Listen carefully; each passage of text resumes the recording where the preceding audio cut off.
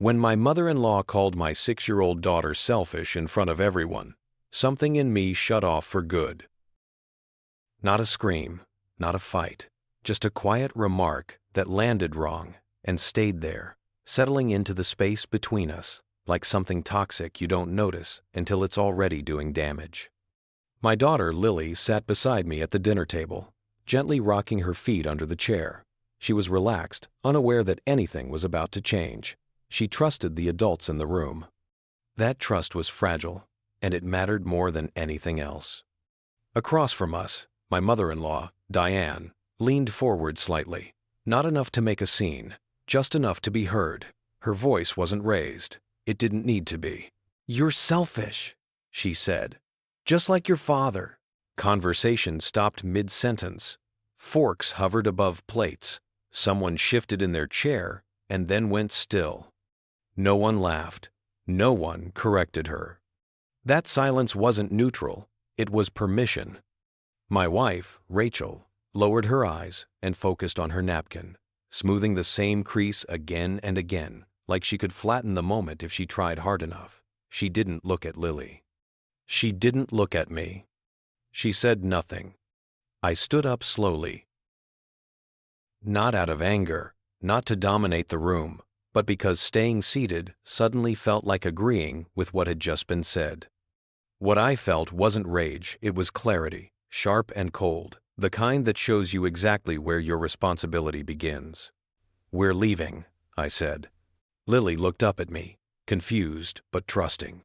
I reached for her hand, and she took it without hesitation. No questions, no fear. We walked out, while everyone else stayed frozen in their seats, pretending this was just another uncomfortable family moment instead of something final. That night, Lily fell asleep beside me on the couch, her breathing slow and even, her fingers curled around my sleeve. I stayed awake long after midnight, staring at the ceiling, replaying Diane's words again and again. Not the insult itself, but the certainty behind it. "Just like your father."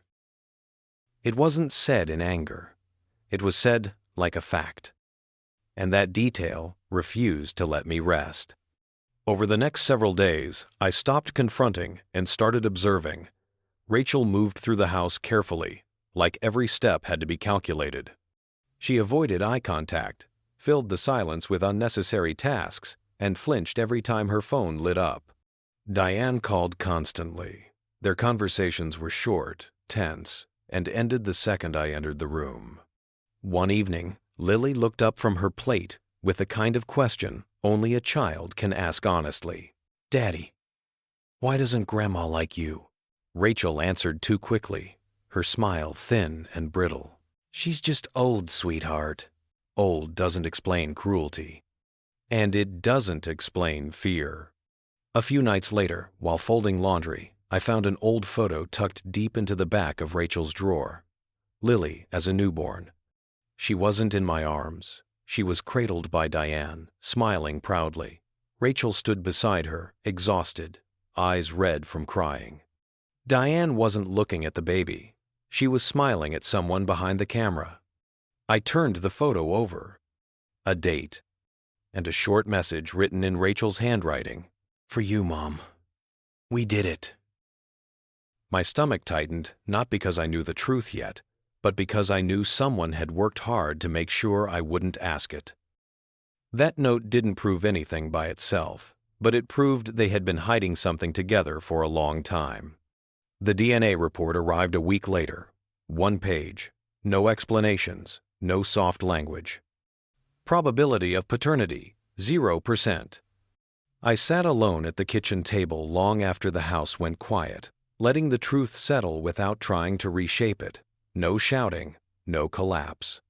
Just a slow, surgical understanding cutting through everything I thought I knew. When Rachel came home, I didn't accuse her. I didn't threaten.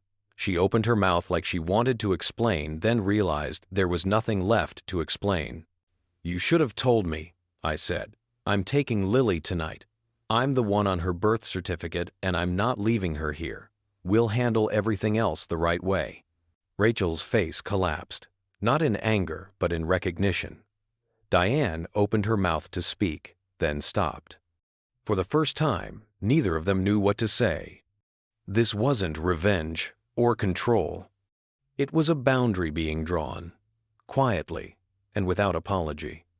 The next morning, Lily ate breakfast quietly, humming to herself, swinging her legs under the chair like nothing in the world had shifted. "Is Grandma mad at me?" I shook my head. "No, she's just not part of our life right now." She accepted that answer easily, the way children do when they feel safe. I poured myself a cup of coffee and sat beside her. For the first time in years, the silence didn't hurt. Sometimes betrayal doesn't end with noise or victory. Sometimes it ends with a boundary and the quiet decision to protect what matters most. Want more stories? Remember the name Ashes of Us.